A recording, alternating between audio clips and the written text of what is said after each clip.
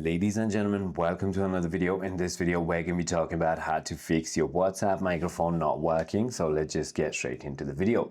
The first thing you want to do is try to check in-app permissions. And in order to go ahead and do so, simply go ahead and open your settings. And then you want to simply go ahead and look for privacy and security. And this is where you want to look for the microphone permission right over here and make sure that WhatsApp is turned on right over here.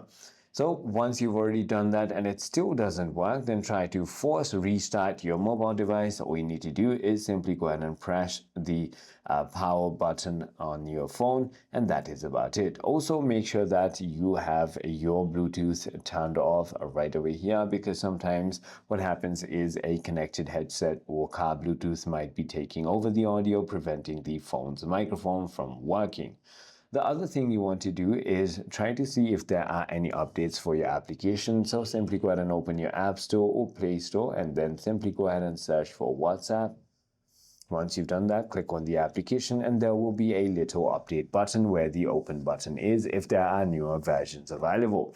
I hope this video clarified everything for you. If you have further more queries, feel free to comment down below and I'll see you on the next one.